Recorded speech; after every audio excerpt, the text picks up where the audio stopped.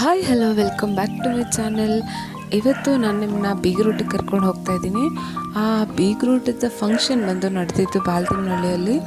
ಈ ಬೀಗ್ರೂಟದ ಫಂಕ್ಷನ್ ಬಂದು ನಮ್ಮ ಕೀರ್ತಿ ಹಾಗೂ ಸುಮನ್ನ ಮದುವೆ ನಂತರ ನಡೆದಂತಹ ಫಂಕ್ಷನ್. ಈ ಫಂಕ್ಷನ್ ಜೊತೆಗೆ ದೇವ್ರಿಗೆ ಅಂತ ಬಿಟ್ಟಿದ್ದ ಒಂದು ಮೇಕೆನೂ ಕೂಡ ಕಟ್ ಮಾಡ್ತಾ ಇದ್ದೀವಿ. ದೇವ್ರಿಗೆ ಅಂತ ಬಿಟ್ಟಿರೋ ಮೇಕೆನ ಹೀಗೆ ಯಾಕೆ ಕಟ್ ಮಾಡ್ತಿದ್ದೀವಿ ಅಂತ ಥಿಂಕ್ ಮಾಡಬೇಡಿ, ಅದಕ್ಕೊಂದು ಬ್ಯಾಕ್ ಸ್ಟೋರಿ ಇದೆ.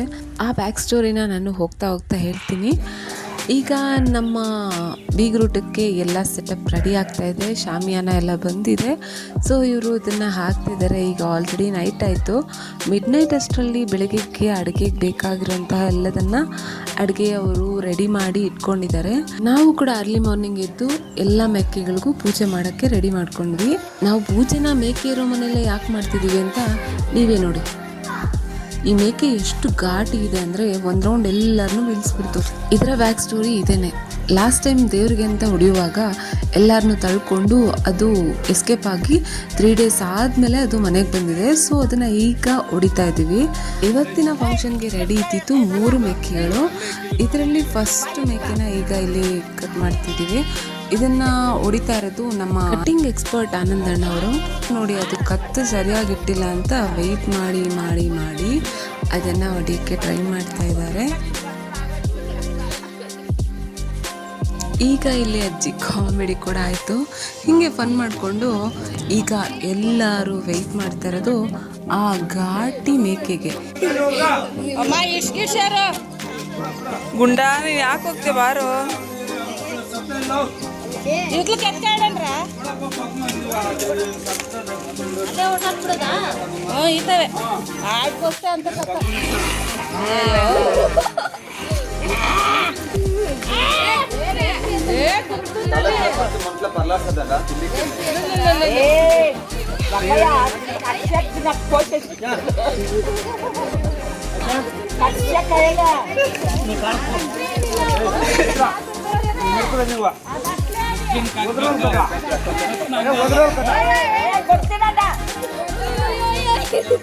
ಅಂತ ಹಿಂಗೇನೆ ಇದು ಲಾಸ್ಟ್ ಟೈಮ್ ಕೂಡ ಒದರ್ಕೊಂಡು ಎಲ್ಲರ ಕಣ್ಣು ತಪ್ಪಿಸಿ ಎಸ್ಕೇಪ್ ಆಗಿತ್ತು. ಅಂದರೆ ಜಾತ್ರೆಗೆ ಅಂತ ಹೊಡಿಬೇಕಿದ್ರೆ.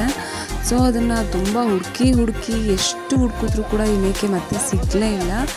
ಅದಾದ ನಂತರ 3 days ಆದಮೇಲೆ ಅದೇ ಮನೆ ಹತ್ರ ಹುಡ್ಕೊಂಡು ಬಂದಿದೆ.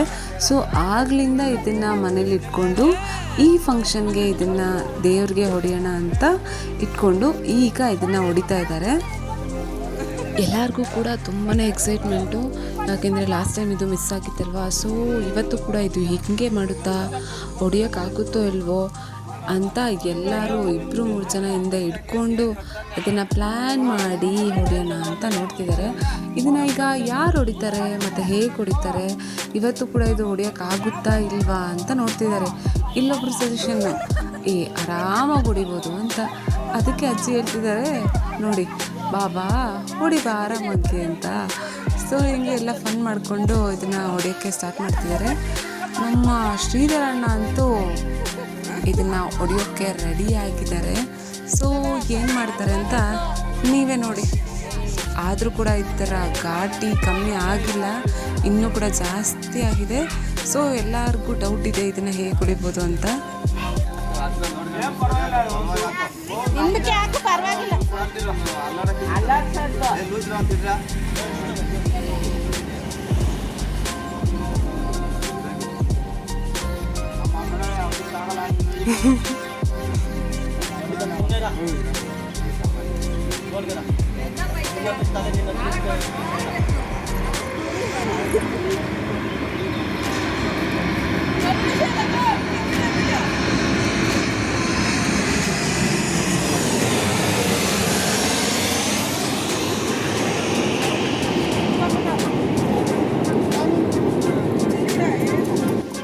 ಅಂತೂ ಆ ಮೇಕೆನ ಪರ್ಫೆಕ್ಟಾಗಿ ಶ್ರೀಧರಣ್ಣ ಅವ್ರ ಕಡೆಯಿಂದ ಹೊಡೆದಾಯಿತು.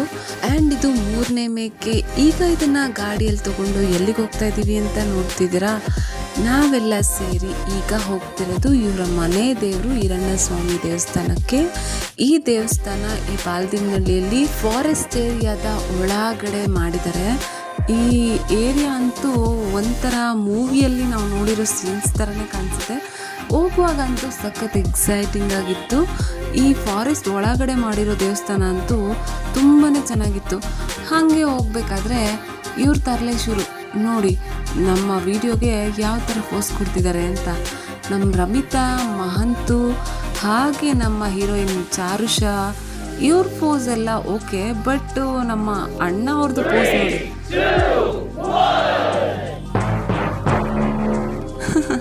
ಹೀಗೆ ಎಲ್ಲ ಫನ್ ಮಾಡಿಕೊಂಡು ನಾವು ದೇವಸ್ಥಾನದ ಹತ್ರಕ್ಕೆ ಈಗ ತಲುಪಿದ್ದೀವಿ. ಇಲ್ಲಿ ಈಗ ದೇವಸ್ಥಾನದ ಹತ್ರ ನಾವೆಲ್ಲ ಸ್ವಲ್ಪ ಕ್ಲೀನ್ ಮಾಡಿಕೊಂಡು ಆನಂತರ ನಾವಿಲ್ಲಿ ತೊಗೊಂಬಂದಿರೋಂತಹ ಮೇಕೆನ ಇಲ್ಲಿ ಹೊಡಿತಾರೆ.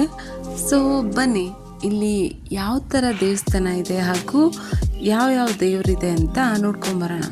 ಅದಕ್ಕೂ ಮೊದಲು ನಾವಿಲ್ಲಿ ಇಳಿದು ಈ ಮೇಕೆನ ಇಲ್ಲಿ ಕಟ್ಟಿ ಆನಂತರ ದೇವಸ್ಥಾನವನ್ನು ಕ್ಲೀನ್ ಮಾಡೋದಕ್ಕೆ ಹೊರಟ್ವಿ. ಈ ಮೇಕೆ ಇವತ್ತಿನ ನಮ್ಮ ಊಟಕ್ಕೆ ರೆಡಿ ಆಗ್ತಿರೋ 3ನೇ ಮೇಕೆ ಆಗಿದೆ. ಈ ದೇವಸ್ಥಾನಕ್ಕೆ ಬರೋಕ್ಕಂತೂ ಒಂಥರ ಎಕ್ಸೈಟ್ಮೆಂಟ್ ಆಗಿರುತ್ತೆ. ಯಾಕೆ ಅಂತ ಹೇಳಿದ್ರೆ ಈ ಈರಣ್ಣ ಸ್ವಾಮಿ ದೇವಸ್ಥಾನ ಅಂತೂ ಮೇನ್ ರೋಡಿಂದ ಸ್ವಲ್ಪ ಒಳಗಡೆ ನಾವು ಫಾರೆಸ್ಟ್ ಏರಿಯಾ ಒಳಗಡೆ ಹೋಗಬೇಕಾಗುತ್ತೆ. ಇಲ್ಲಿ ಬಂದರೆ ವೆದರು ಈ ನೇಚರು ಎಲ್ಲ ಅಂತೂ ಸಖತ್ತಾಗಿದೆ. ಈ ಇದರಲ್ಲಿ ನಾವು ದೇವಸ್ಥಾನ ನೋಡೋಕ್ಕೆ ಮತ್ತು ಅಲ್ಲಿ ಪೂಜೆ ಮಾಡಿ ಒಂದು ಸ್ವಲ್ಪ ಹೊತ್ತು ಕುತ್ಕೊಂಡು ಬಂದರೆ ಅಂತೂ ನಮ್ಮ ಮೈಂಡ್ ತುಂಬಾ ರಿಫ್ರೆಶ್ ಆಗಿರುತ್ತೆ.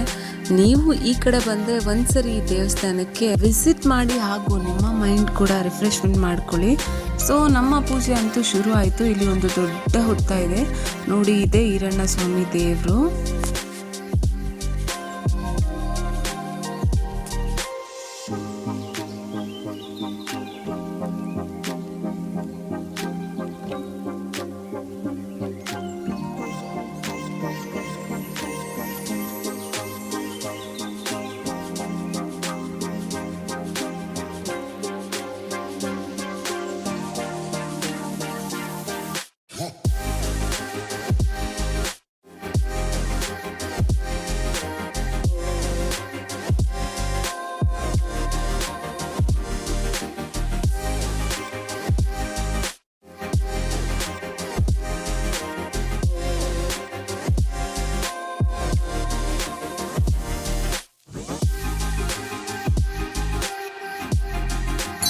ಇಲ್ಲಿನ ಪೂಜೆ ಎಲ್ಲ ಮುಗೀತು.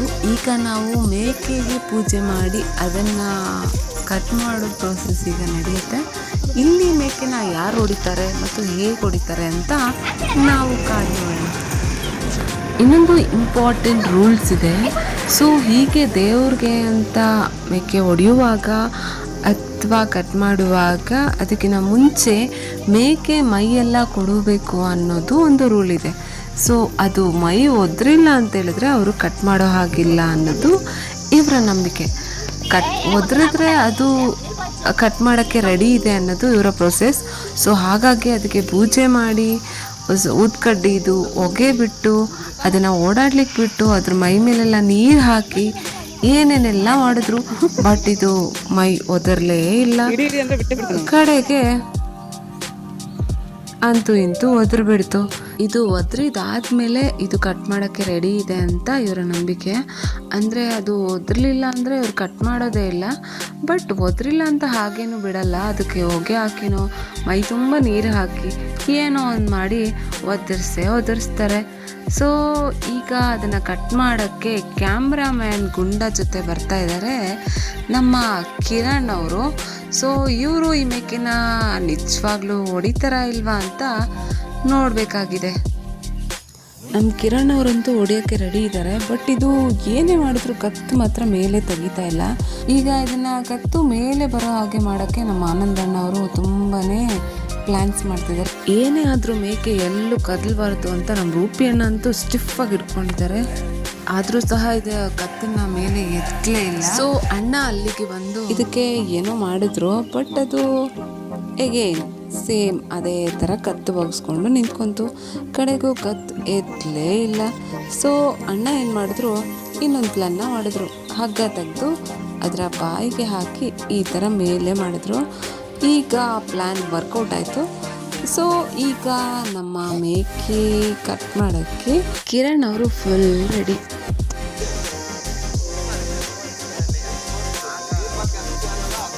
ಹೀಗೆ ಇಲ್ಲಿ ಪೂಜೆ ಎಲ್ಲ ಮುಗಿಸ್ಕೊಂಡು ನಾವು ಮೇಕೆನ ಕಟ್ ಮಾಡಿಕೊಂಡು ತಗೊಂಡು ಮತ್ತೆ ಮನೆಗೆ ಹೊರಟ್ವಿ.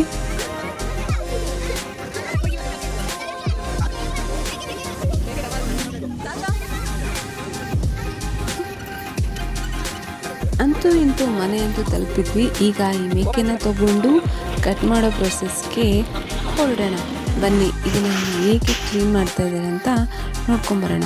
ಮೊದಲಿಗೆ ಇದರ ಸ್ಕಿನ್ ತೆಗೆಯೋ ಪ್ರೊಸೆಸ್ ನಡೀತಾ ಇದೆ.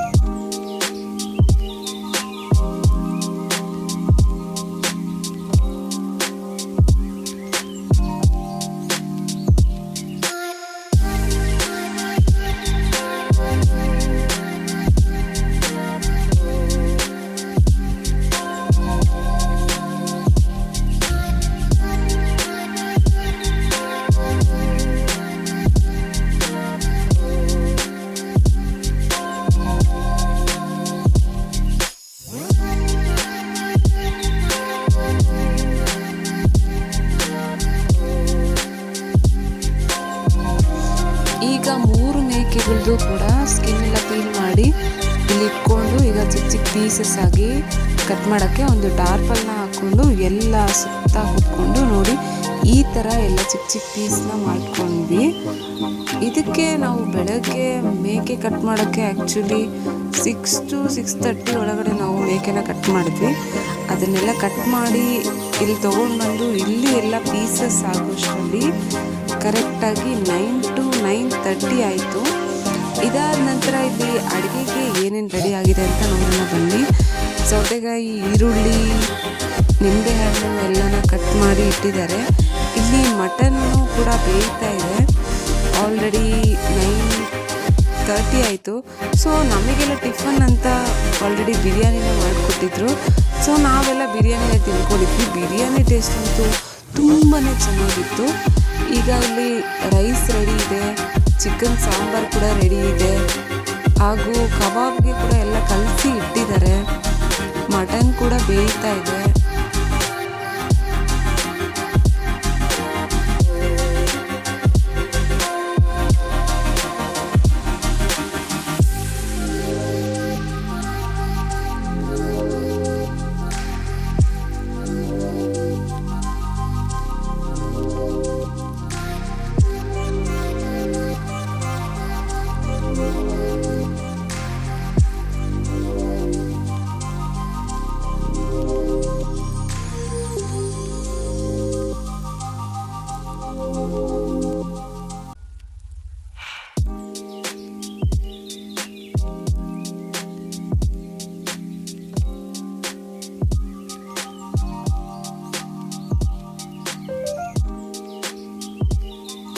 ಮಟನ್ ಇಲ್ಲಿ ಬೇಯ್ತಾ ಇದೆ. ಆಲ್ಮೋಸ್ಟ್ ಬೆಂದಿದೆ ಅಂತ ಅನಿಸುತ್ತೆ. ಯಾಕೆಂದರೆ ಘಮ ಘಮ ಅಂತ ಸ್ಮೆಲ್ ಅಂತೂ ಬರ್ತಾ ಇದೆ.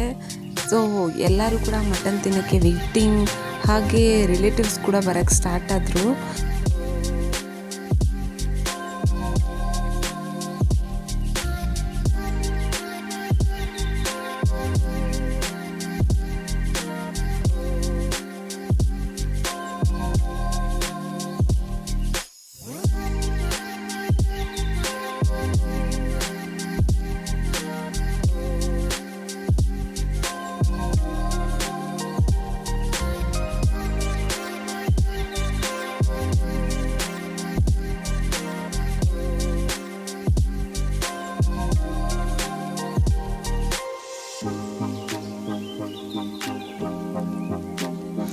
ಮಟನ್ ಇಲ್ಲಿ ಆಲ್ಮೋಸ್ಟ್ ರೆಡಿ ಇದೆ. ಅದ್ರ ಜೊತೆಗೆ ಇಲ್ಲಿ ಕಬಾಬ್ ಕೂಡ ರೆಡಿ ಮಾಡ್ತಾ ಇದ್ದಾರೆ. ಹಾಗೆ ಇನ್ನೊಂದು ಕಡೆ ಇಲ್ಲಿ ಮುದ್ದೆಗೂ ಕೂಡ ರೆಡಿ ಮಾಡ್ಕೊತಾ ಇದ್ದಾರೆ. ಮುದ್ದೆ ಕೂಡ ರೆಡಿ ಆಯಿತು.